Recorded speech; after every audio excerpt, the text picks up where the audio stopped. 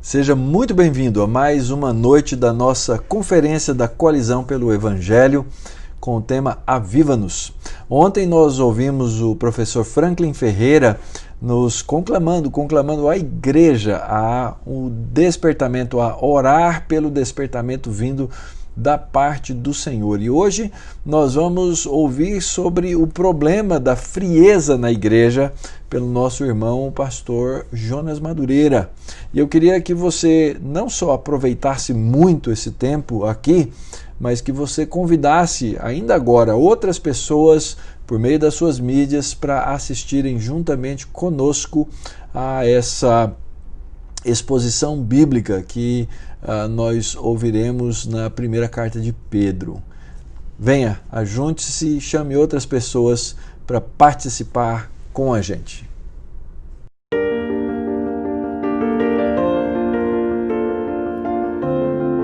A teologia é um convite para se maravilhar com a grandeza de Deus.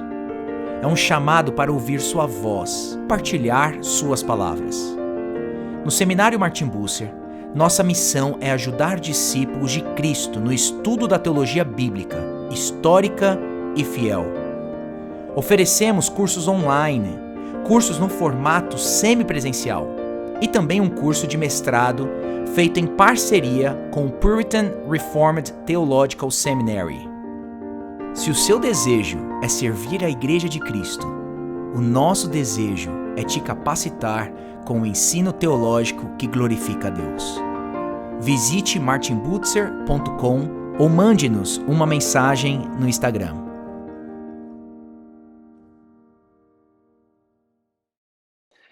Olá pessoal, nós vamos falar hoje sobre avivamento à luz de alguns conceitos que eu gostaria de expor a partir de 1 Pedro capítulo 1, versículos 3 e 4. São apenas 2 versículos, não me proponho a fazer uma exposição da perícope a qual pertencem esses 2 versículos, mas apenas tirar desses 2 versículos alguns elementos importantes para trazer luz à nossa reflexão teológica acerca do avivamento. Para isso eu gostaria de, em primeiro lugar, fazer a leitura do texto e depois da leitura do texto nós vamos apresentar na sequência o problema referente à questão do avivamento e as soluções a partir da exposição de pelo menos 2 conceitos importantes que não podemos perder de vista se queremos entender o avivamento à luz desses 2 versículos de 1 Pedro. Então façamos primeiramente a leitura de 1 Pedro, versículos 3 e 4. Diz assim a palavra de Deus.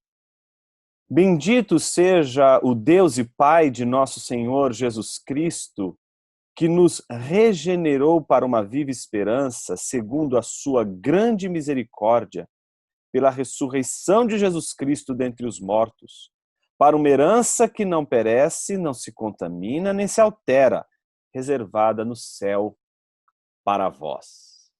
Oremos. Senhor Deus, rogamos pela tua graça e misericórdia, que a luz do teu Espírito ilumine a nossa mente, a fim de entendermos o que a tua palavra nos orienta, nos ensina, nos instrui, para que dela possamos ter direcionamento para pensar as questões relacionadas ao avivamento e os grandes desafios que essa reflexão, a partir da tua palavra, nos impõe. Que possamos reagir a elas com a graça e a misericórdia do Senhor sobre nós. Assim oramos, pelos méritos de Cristo Jesus, teu Filho. Amém. Posso me destruir, mas não posso me salvar. Essa é uma das frases que você pode encontrar em uma das orações presentes naquela coletânea de orações dos puritanos chamada o Vale da Visão. Posso me destruir, mas não posso me salvar. Posso me sabotar, posso me auto-enganar, posso desesperadamente tentar forjar, improvisar as bênçãos de Deus.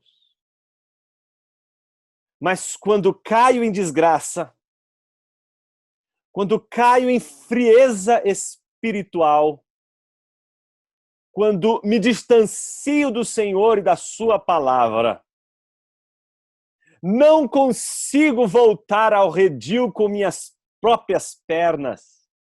Sou como o salmista do Salmo 119. Senhor, ando errante como ovelha desgarrada. Procura o teu servo, porque uma vez perdida, a ovelha não consegue por si mesma voltar ao redil. Posso me destruir, mas não posso me salvar. Posso, nos caminhos tortuosos que tomo, adorar falsos deuses, consciente ou não dessa minha falsa adoração. Mas não posso curar a frieza do meu coração que decorre da minha idolatria.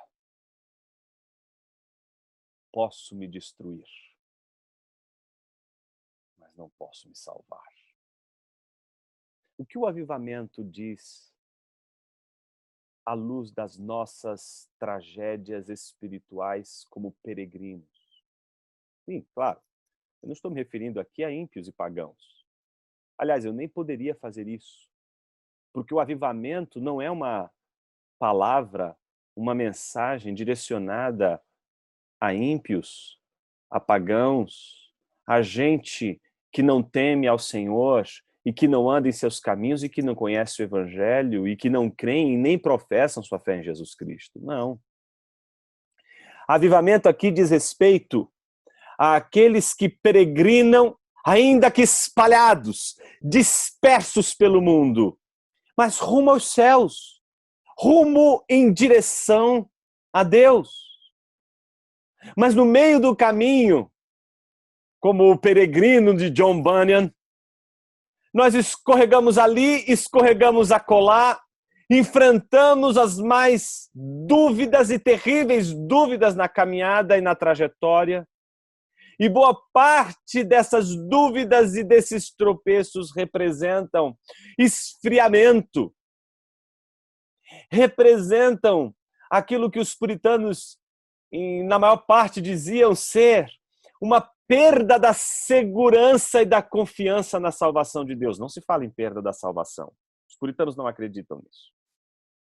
O que os puritanos diziam é que a multidão de nossos pecados, a nossa idolatria, elas são todas indícios que comprovam o nosso distanciamento do Senhor e da sua palavra e, portanto, a frieza em nossos corações ela é inevitável e é esta frieza que provoca em nós não a perda da salvação, mas a segurança, a confiança é perdida. Por isso me dirijo nessa hora a você, cristão, que peregrina rumo à cidade celestial e que diante das lutas da vida, mas também diante dos pecados e da idolatria, tem perdido o vigor espiritual, tem perdido a vida na experiência da caminhada e da trajetória rumo aos céus. Quero me dirigir a você que perdeu a sua segurança, que perdeu a sua confiança, que no meio da multidão dos seus pecados coloca em xeque até mesmo a sua salvação. Me dirijo a você que um dia teve um coração de carne, mas parece agora ter um coração de pedra. Me dirijo a você que diz: eu me destruí e não consigo me salvar. Me dirijo a você que, como barro que estava na mão do oleiro, sendo trabalhado por ele com tanta maestria e precisão, se estragou e não sabe o que fazer. Avivamento é uma mensagem para gente estragada. Mas alguém poderia dizer assim: Jonas, todos os homens estão estragados, sim. Mas eu quero me dirigir àqueles que estão estragados na mão do oleiro. Aqueles que estão estragados na mão do Senhor, e faz diferença. Você estar estragado nas mãos do seu Senhor e você está simplesmente estragado. Me dirijo, portanto, àqueles que professam a sua fé em Cristo Jesus, aqueles que creem no Senhor Jesus Cristo, que entregaram sua vida, sua alma e tudo que têm ao Senhor, porque percebiam que não podiam mais fugir do seu amor, não podiam mais fugir da sua graça, de que a sua misericórdia é o ímã que nos atrai a Ele de uma forma que não podemos evitar. Me dirijo a você, que provou dos dons celestiais, mas que hoje se encontra frio, mas que hoje se encontra longe do Senhor, e que no meio dessa pandemia se percebe ainda mais distante do Senhor, ainda mais longe da palavra do Senhor, e não sabe como voltar, não sabe como regressar.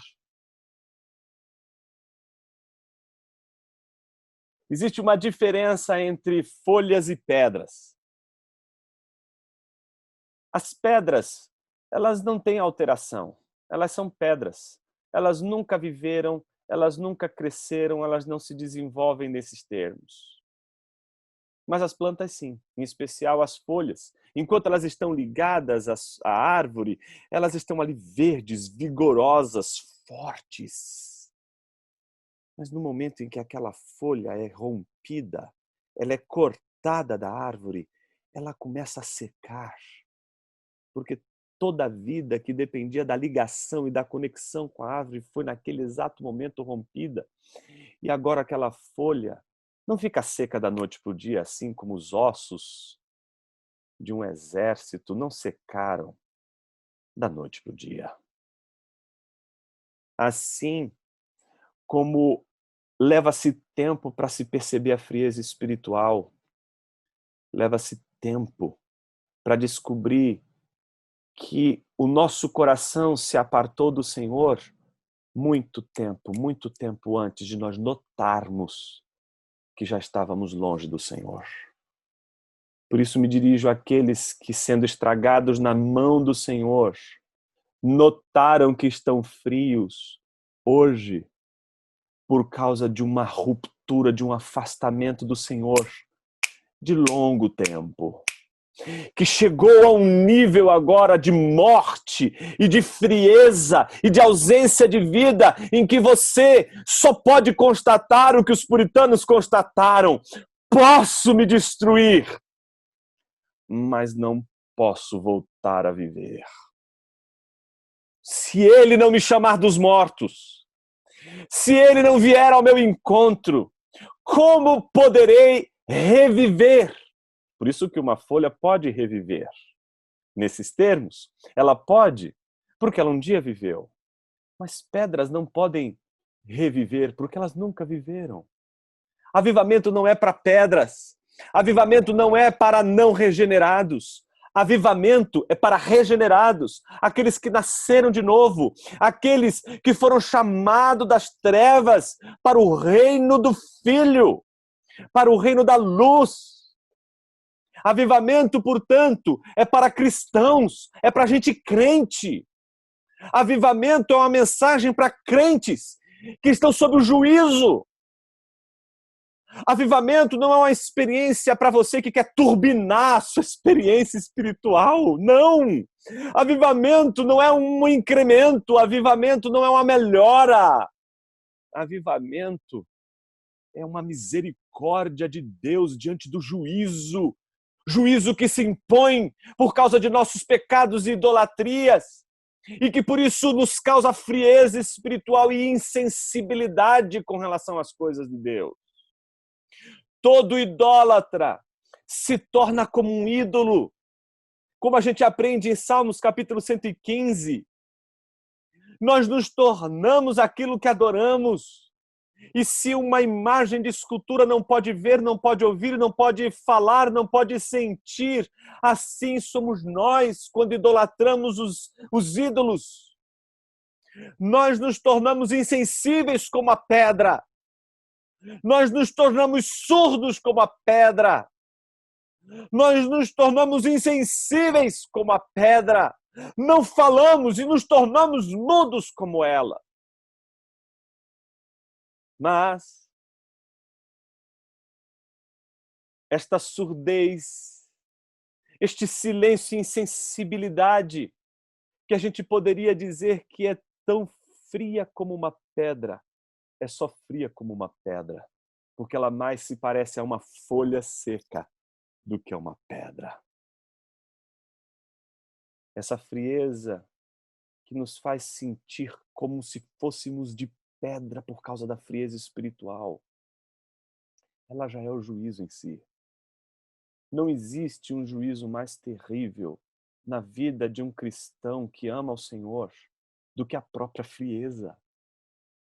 A própria frieza espiritual agride o cristão, agride aquele que professa a sua fé em Jesus Cristo. Por isso que ela é já em si mesma um juízo. Deus não precisa fazer mais nada para que possamos estar debaixo das consequências da nossa idolatria. Basta Ele remover. Basta Ele remover os freios. Basta Ele deixar-nos as nossas próprias consequências e nós vamos nos destruir.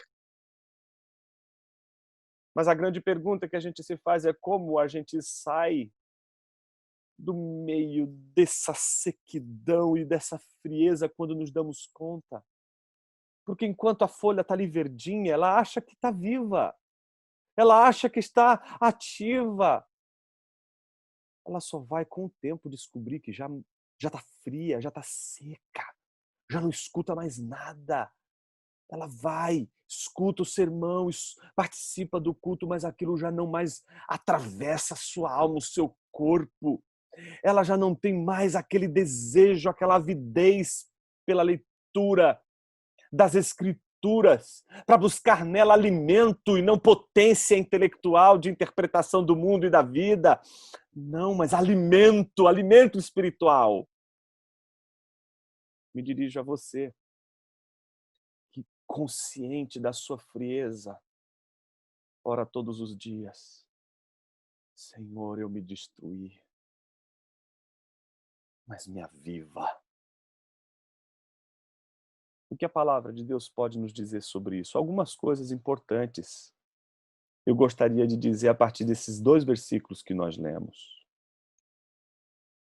A primeira delas é de que há um aspecto subjetivo e um aspecto objetivo, ou seja, um aspecto que diz respeito a nossas emoções, nossos sentimentos, nossos desejos, as nossas afeições, e outra objetiva que diz respeito a Deus, a sua obra, o seu agir, os céus e tudo aquilo que Ele tem preparado para cada um daqueles que professam a sua fé em Cristo Jesus.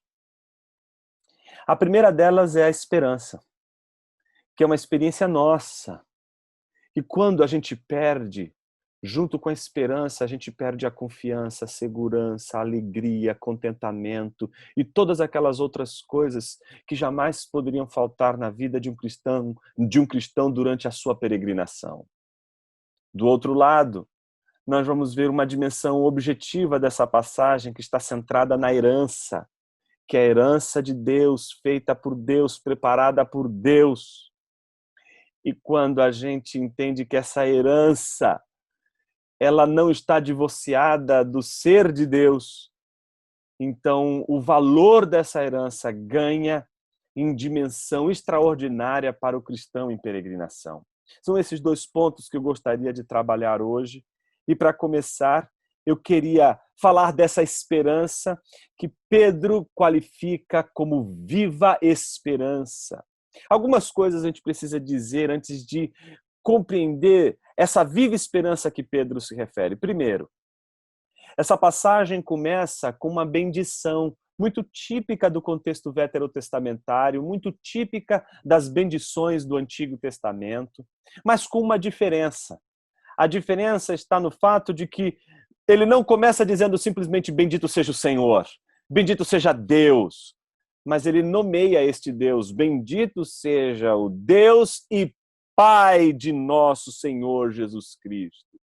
Então Pedro faz questão aqui de começar com uma bendição a Deus, mostrando ali que essa bendição feita a Deus, ela é feita a Deus sob a consciência de que Deus é o Pai de nosso Senhor Jesus Cristo. Isso coloca, então, todo o discurso de Pedro dentro do discurso que poderia ser ouvido por aqueles que creem em Cristo Jesus, que fazem dele o seu Senhor e que acreditam que este Senhor, que é o Senhor de suas vidas e que é Jesus Cristo, é o Filho do verdadeiro Deus.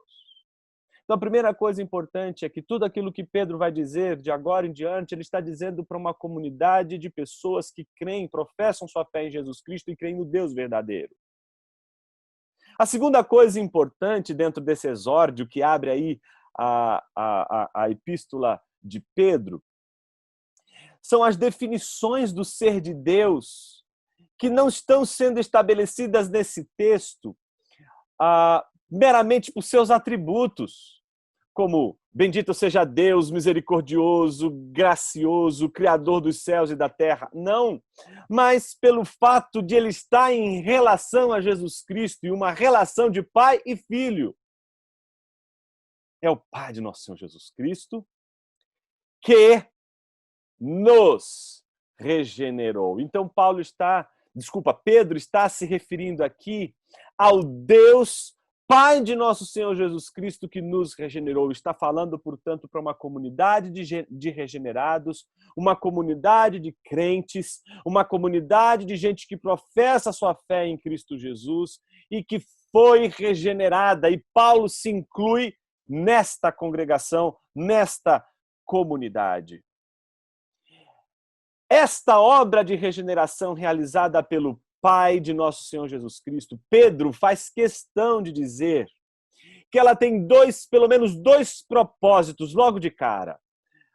O propósito de sermos regenerados para uma viva esperança e o propósito de sermos regenerados para uma herança imperecível, imaculável e imutável. Esses atributos todos são atributos que mostram que esta herança não pode ser corrompida, não pode ser destruída, ela não pode ser maculada, manchada por alguma impureza, e ela tampouco pode sofrer mudança.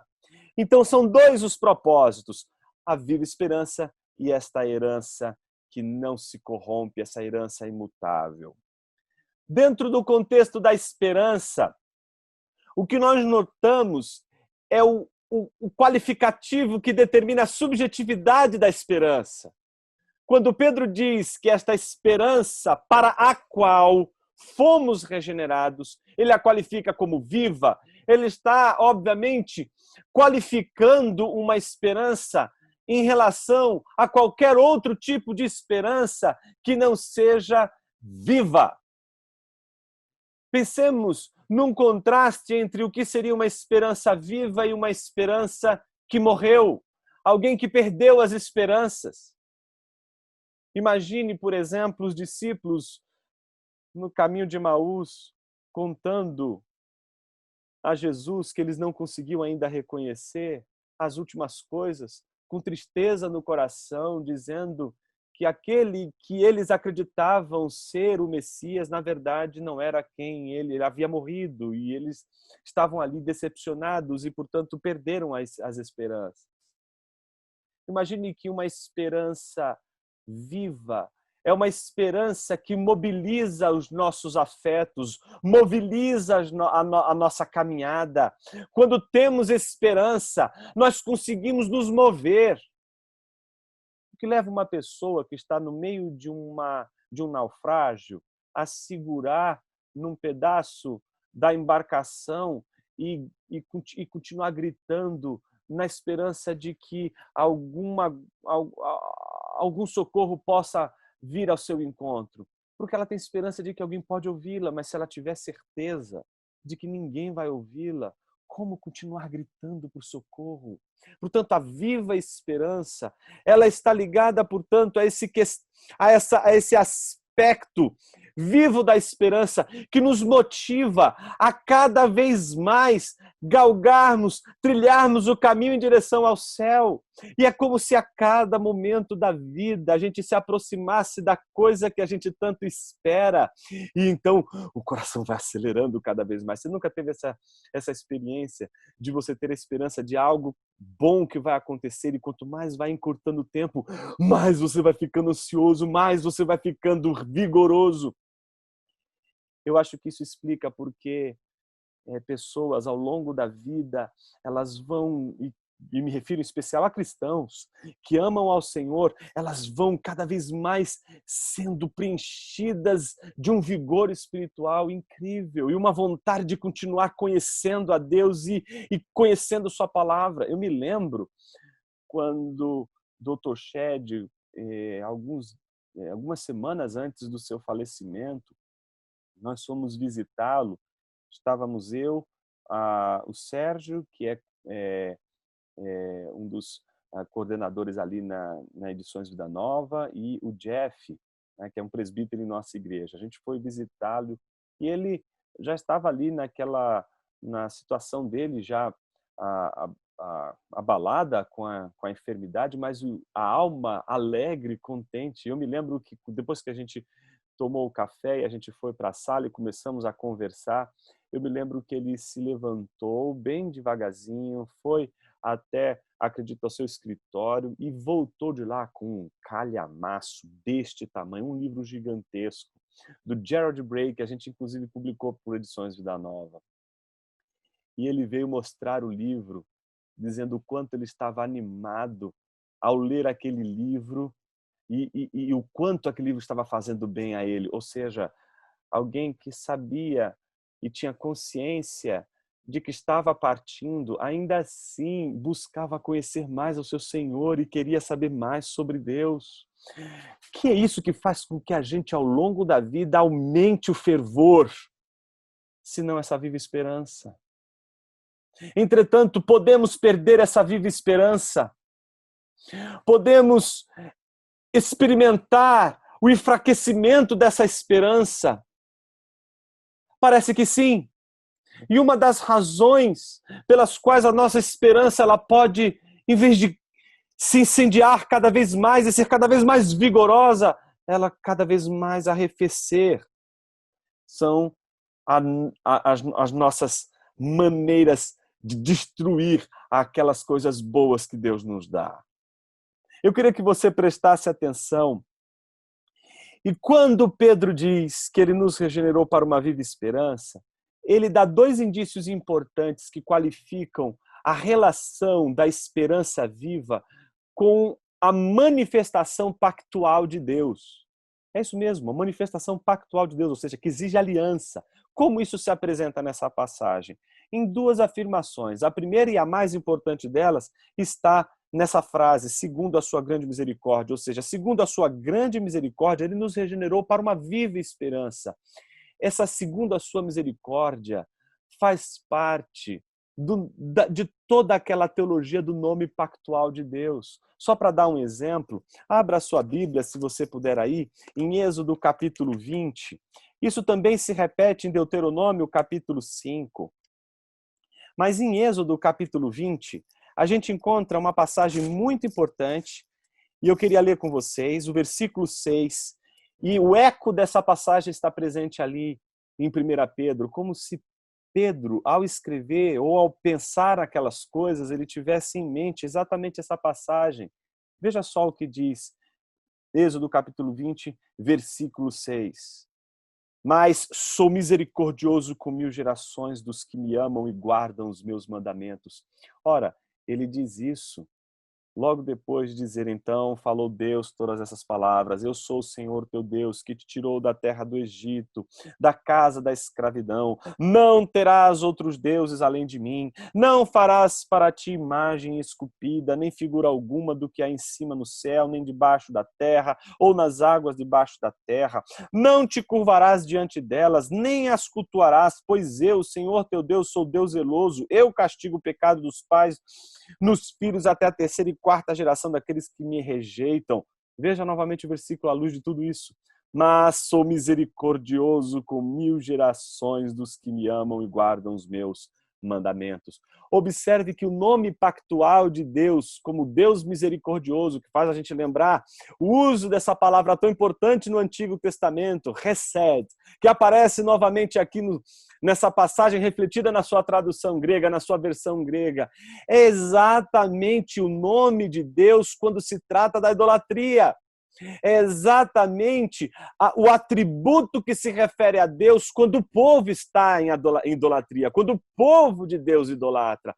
Note que o mandamento de Deus para que o povo não caia em idolatria não é um mandamento geral e universal, mas é um mandamento para o povo da aliança, porque é o povo da aliança que pode cair em idolatria, e caindo em idolatria, este povo sofre as consequências da idolatria, que não são outras, senão aquelas de Salmos capítulo 115, que diz que eles têm olhos, mas não veem, têm boca, mas não falam, têm ouvidos, mas não ouvem, tornem-se iguais a eles todos aqueles que os adoram.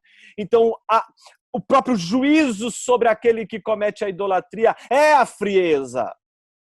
A frieza que caracteriza os ídolos, porque tem olhos, mas não veem, boca, mas não falam, ouvido, mas não ouvem. É a mesma frieza que agora está presente naquele que adoram os falsos ídolos, os falsos deuses. Então, nesses termos, a palavra de Deus diz que há uma consequência para o pecado da idolatria do povo de Deus. E essa consequência tem nome: frieza espiritual. Então, meus irmãos, se a gente parte da noção de que toda a nossa caminhada com Deus é uma caminhada que, se Ele, que é o Pai de nosso Senhor Jesus Cristo, nos regenerou para uma viva esperança, segundo as suas misericórdias, é porque o que Ele está levando em consideração é exatamente o nosso coração, todo ele voltado para Deus. Essa é a promessa daqueles que têm o seu coração todo inclinado ao Senhor. Quando o nosso coração está totalmente devotado ao Senhor. E é por isso que a idolatria é o único pecado que provoca frieza espiritual como juízo na vida do povo de Deus. O povo de Deus perde o seu vigor, perde a esperança quando tem falsos deuses, quando idolatram, quando não adoram o seu Senhor. Mas o que Pedro está dizendo? Que bendito é o Deus e Pai de nosso Senhor Jesus Cristo, que nos regenerou não para a idolatria, mas nos regenerou para a adoração verdadeira, que só pode acontecer por aqueles que têm uma viva esperança, que segundo a misericórdia do Senhor foram alcançados. E mais, o segundo aspecto importante, segundo a sua grande misericórdia pela ressurreição de Jesus Cristo dentre os mortos. Olha que imagem poderosa! É como se a nossa regeneração só fosse possível por causa da ressurreição de Jesus Cristo. Jesus é ressuscitado por Deus dos mortos. O poder de Deus ressuscita e tira Jesus do mundo dos mortos e o traz à ressurreição como primogênito dos mortos, como Paulo vai dizer em Colossenses. Então, o Cristo ressurreto representa aquele que foi ressuscitado por Jesus, por Deus, que é Jesus, o seu Filho. Então agora, meus irmãos, aqueles que estavam espiritualmente mortos são regenerados. Aqueles que estavam mortos para Deus passam a viver, eles são nova criatura, são novos em termos de vida nova, de nova experiência no seu trajeto, eles foram regenerados para essa viva esperança. Não somente isso, se esta é uma dimensão subjetiva, a de que o cristão caminha para o céu com fervor, e que se em algum momento ele perde esse fervor, os ídolos estão presentes. Deus não está mais sendo adorado e buscado com o vigor com o qual Ele, pela sua misericórdia, nos alcançou. A frieza, meus irmãos, ela é os efeitos do nosso afastamento do Senhor. E por isso vai junto toda a nossa viva esperança. Segunda coisa importante, Ele não só nos regenerou para uma viva esperança, Ele nos regenerou para uma herança. E aqui eu queria gastar um pouquinho de tempo, porque a herança diz respeito a algo objetivo. Se a viva esperança é a expectativa que a gente nutre aqui para essa relação com Deus cada vez mais próxima, não é? Esse trajeto rumo aos céus que vai incendiando nosso coração dia a dia. Quando a gente encontra ídolos no meio do caminho, a gente começa a perder esse vigor. Os céus deixam de ser a coisa mais desejada pelo cristão e ele passa a trocar os céus pela terra. E quando ele troca os céus pela terra, ele trata as coisas da terra como se elas fossem as coisas dos céus. E isso é idolatria. A idolatria está presente não só subjetivamente, mas ela está presente na objetivação das coisas, em como a gente pega as coisas que não são imutáveis, que não são duradouras, e nós a tratamos como se fossem duradouras, imaculadas, indestrutíveis.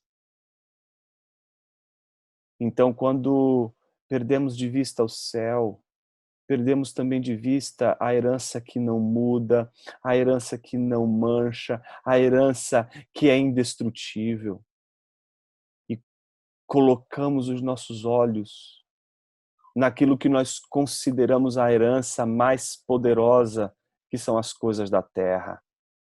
Mas o poder da herança das coisas da terra é o poder daquilo que dura um instante, é o poder daquilo que não permanece puro a vida inteira, daquilo que não dura a vida inteira e que não permanece a vida inteira.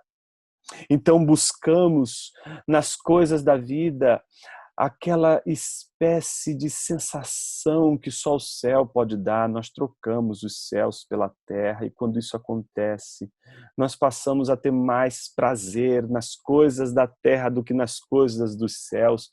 Mas sabe qual é o problema? É que não temos o prazer nas coisas da terra porque elas são as coisas da terra. Porque ter prazer nas coisas da terra, pelas coisas da terra, é uma bênção de Deus, é uma dádiva, é uma das dádivas da misericórdia e da graça de Deus sobre nossa vida.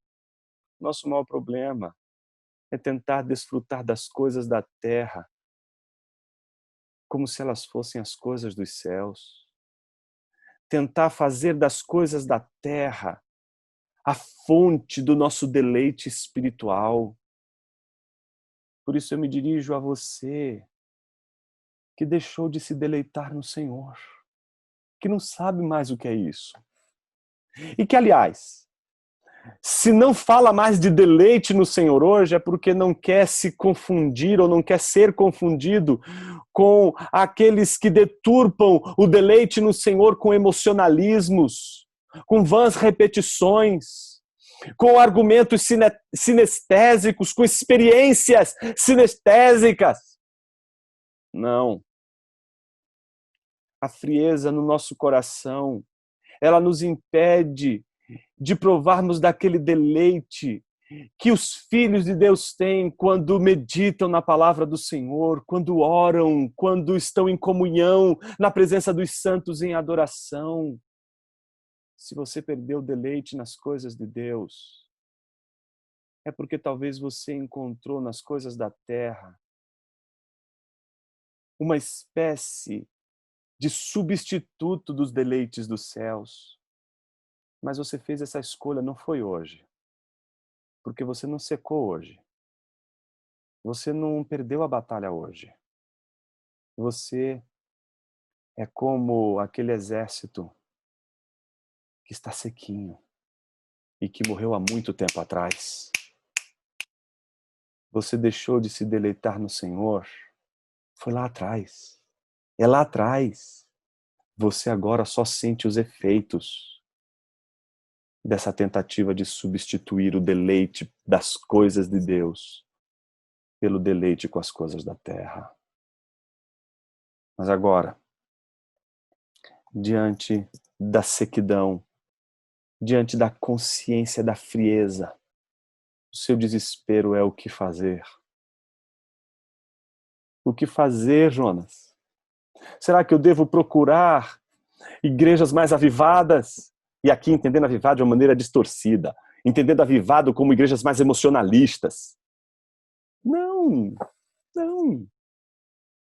O avivamento que nós devemos buscar é aquele em que não fazemos absolutamente nada, porque ele não está mais pautado no que a gente faz, não está pautado naquilo que os homens estão promovendo, mas está pautado na recuperação dessa esperança, a esperança de que o Senhor virá nos salvar da frieza espiritual. Então aquele que se descobre frio, ao se descobrir frio e perceber que esta frieza é o seu juízo, ele já está sob a mão misericordiosa de Deus. E sob essa mão misericordiosa de Deus, é que você pode levantar as suas mãos e dizer: Senhor, eu posso me destruir, mas não posso me salvar. Eu posso quebrar o mandamento da adoração única e exclusiva do Senhor, mas eu não posso me livrar da frieza espiritual. Mas tu podes. A tua graça pode vir ao meu encontro. E assim como um dia você dependeu da graça de Deus te encontrar, regenerar, para que você pudesse ouvir a palavra de Deus, você depende desse mesmo poder para ouvir novamente a palavra de Deus e ser transformado e ser mais uma vez incendiado pelo poder de Deus. Imagine o seguinte: não existe avivamento sem a exposição da palavra de Deus. Então, se houver avivamento, tem que haver a profecia da palavra de Deus. A palavra de Deus tem que estar sendo exposta.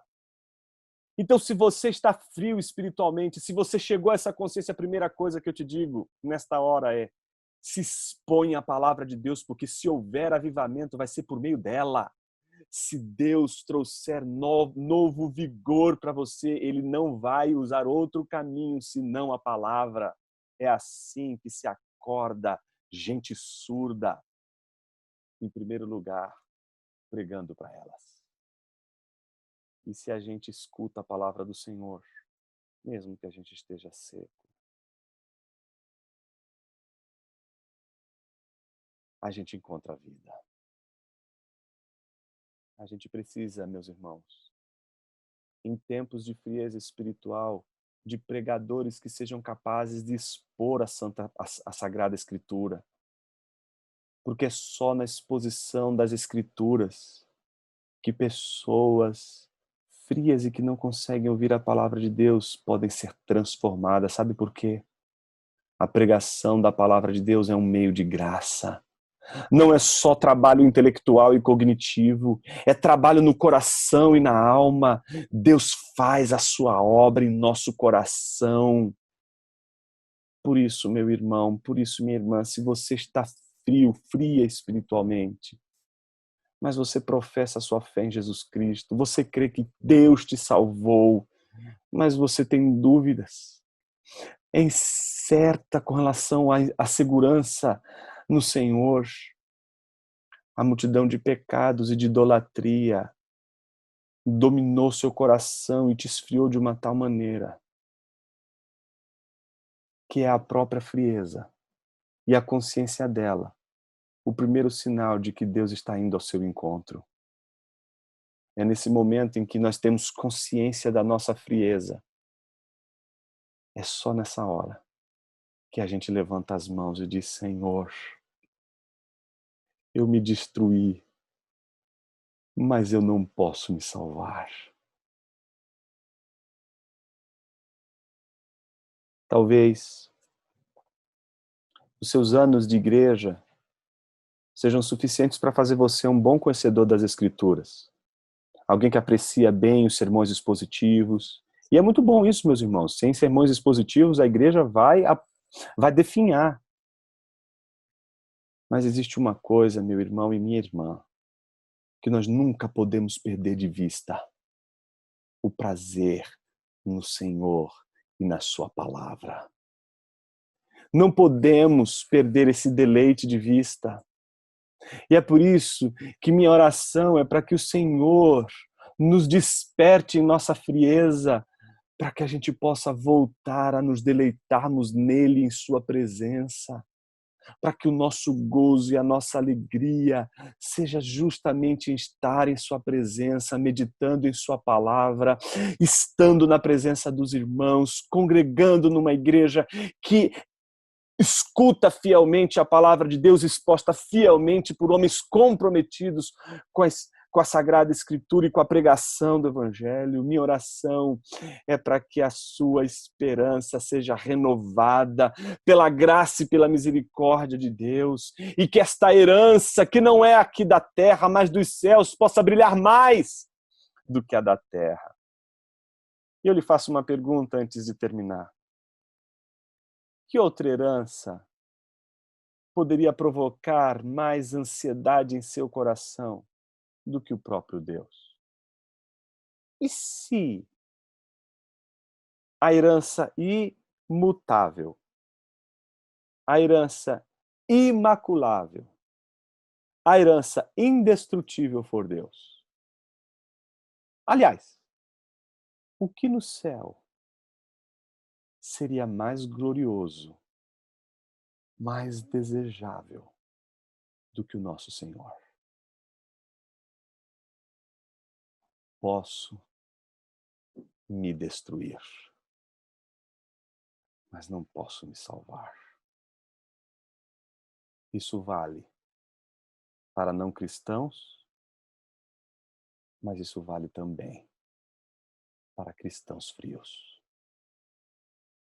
Eu queria orar com você nessa hora, para que o Deus que nos salvou também possa, pelo mesmo poder que ressuscitou Cristo, nos tirar da frieza e nos incendiar o coração com amor pela palavra, amor pela igreja, amor pelo Evangelho.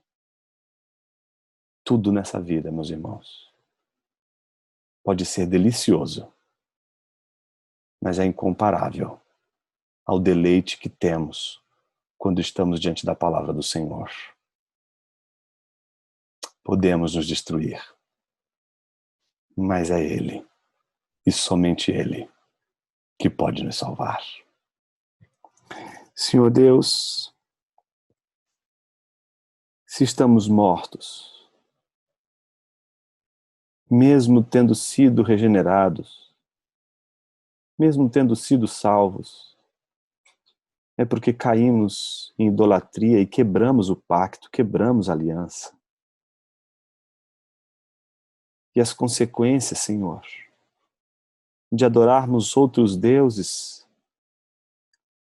ela não é experimentada apenas pelo fato de que os deuses têm pés de barro e eles caem, são destrutíveis, são corruptíveis, são mutáveis, mas porque a idolatria esfria nosso coração para as tuas coisas. Senhor, às vezes precisamos encontrar na frieza e na consciência da frieza a preciosidade e o tesouro que é a comunhão com o Senhor. Às vezes a gente só consegue perceber a riqueza do que é a viva esperança quando a gente perde. E é por isso que nessa hora eu te rogo, Senhor, e te suplico, venha ao nosso encontro. porque não conseguimos ir até o Senhor. Não conseguimos fazer nada para avivar o nosso próprio coração. Mas Tu, Senhor, Tu sabes. O Senhor que trouxe a existência do nada ao mundo e que criou todas as coisas a partir do nada, é o Deus que pode transformar vidas secas em vidas cheias de vigor e de graça e misericórdia. Ó Deus misericordioso, pedimos-te perdão pela idolatria e mais uma vez te rogamos, salva-nos e aviva-nos para que sejamos uma bênção em nossa casa, em nossa igreja. Tudo isso para teu louvor, para a tua glória. Em nome de Jesus oramos. Amém, Senhor.